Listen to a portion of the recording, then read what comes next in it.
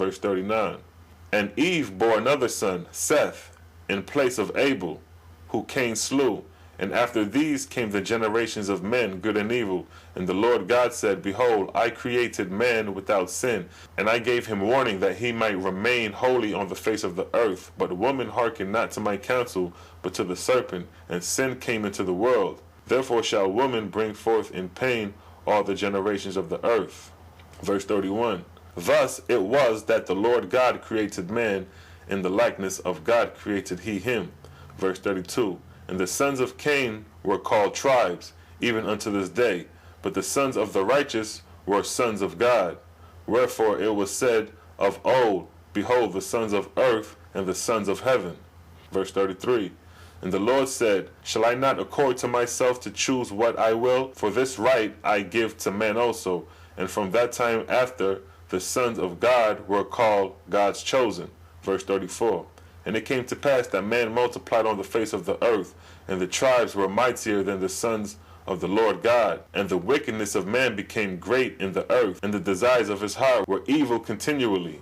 Verse 35. And the Lord God repented that he had made man on the earth, and it grieved him at his heart.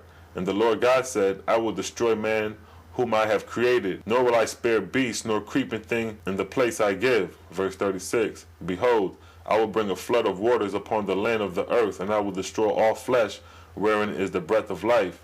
But my covenant is with my chosen, who shall not be destroyed by the flood of waters. Verse 37. And God's sons in Noah took with them pairs of the living, of beasts and birds, according to the commandments of God, to keep the seed alive on the earth. Verse 38. And when the earth was 600 years in Noah, the flood of waters was come upon the earth. And for 40 days and 40 nights the rain fell, and the fountains of the sea came up on the lands of the earth. And man and beast alike that drew the breath of life died, for the land was no more.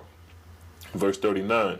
But the heirs of Noah suffered not, and the ships of the ark, whether the Lord had concealed them, rolled upon the waters. And God made a wind to pass over the earth, and the fountains of the deep were stopped, and the rain of heaven restrained, and the ships of the ark bore upon dry land. Verse 40.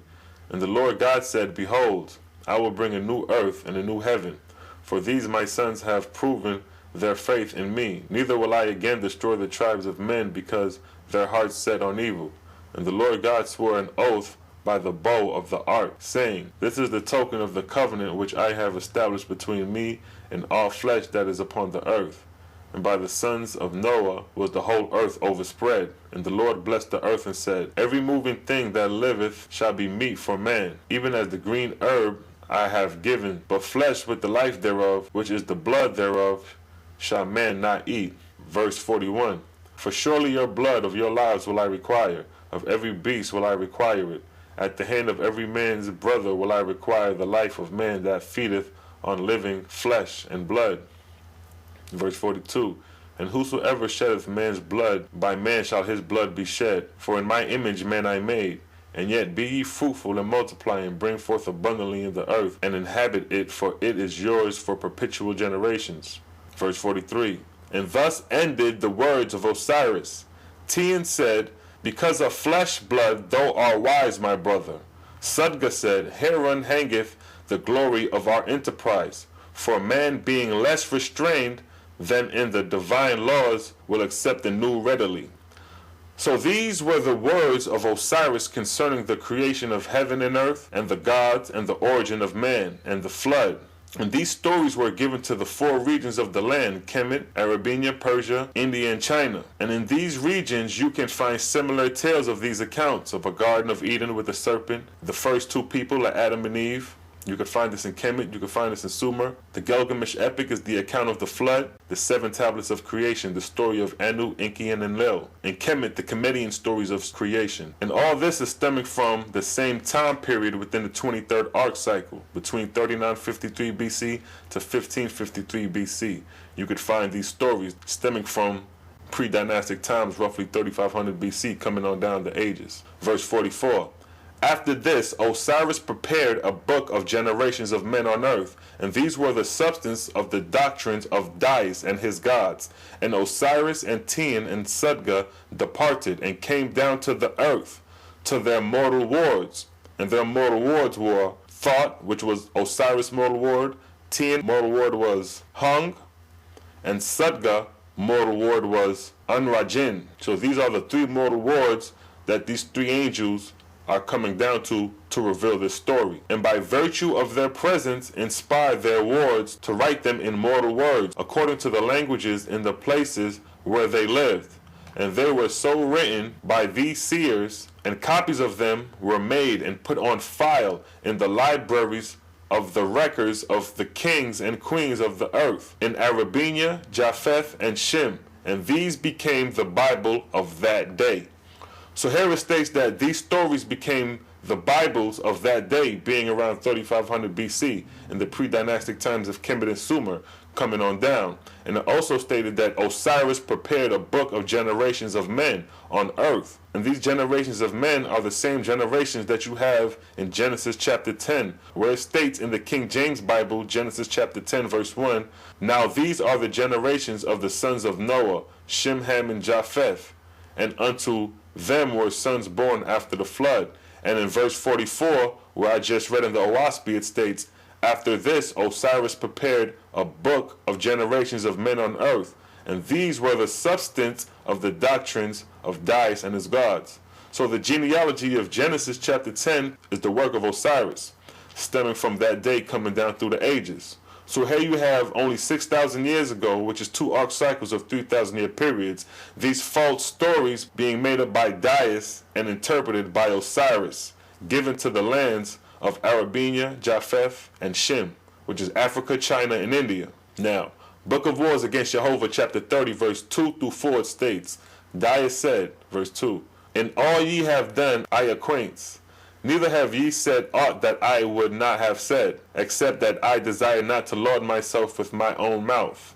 And thus ended the matter, as to how mortals were taught to worship the names Lord and God, and Lord God, and Hojos, and Jos, and DYUS, and Deity, and DYUS, and Zeus, and various other names according to the language of the people of Japheth, India, Arabenia, Persia, and Hellas, and thousands of millions of angels of the Lord and his gods, who were sent down to mortals, inspired them and taught them the same things through seers and prophets and magicians, and through other peoples also by dreams and visions. So here DYUS had different names according to the language of the people, but all these names refer to DYUS, and from that time onward were mortals inspired by the millions of angels that came down to the earth in that day, being according to the ancient texts the Anunnakis of Sumer, the Nephilims of the Hebrews, the Watchers in the stories of Enoch, the sons of God in the Bible. All these are the angels of DYUS and his administration, all taking place at the same period of time. Verse 3, "And mortals were taught the secret of spirituality, going out of their own corporeal bodies and returning safely. And in this state they were taken subjectively to the kingdom of the Lord God, DYUS, where they beheld him even as a man sitting on a throne, and they saw the great glory of his kingdom, and beheld the worshippers, millions of them, glorifying DYUS, the false Lord God. And these persons became preachers on the earth, enthusiastically stirring men up on every hand to draw the sword and spear and sling, to go forth in battle, to overthrow the doctrine of the Great Spirit and establish the DYUS." Verse 4, "And it came to pass that they thus accomplished the will of the Lord God in all these divisions of the earth. The Yehovians, being non-resistant, were powerless before them.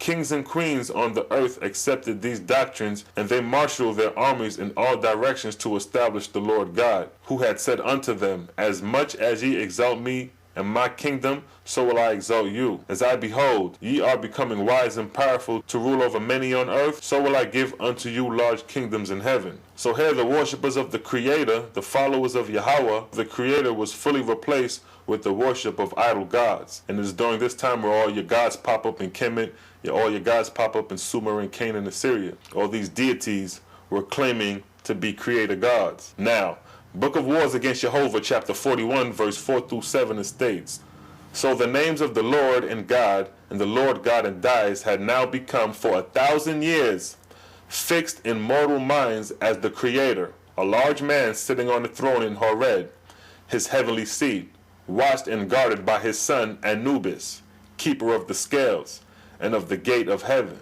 and of the gate to heaven, to make a plausible story of which the angels through oracles and magicians and priests and prophets proclaimed that in the beginning God created the heavens and the earth, and all the things therein and thereon, and he was tired and rested, and as if creation was a complete work, left certain laws to run the wonderful machines, while he sat afar off, looking on, smiling at the pranks of mortals, and their failure to understand him, with the devil and a horrid fire to torture their souls, if they sang not in praise of this compounded a false Lord God.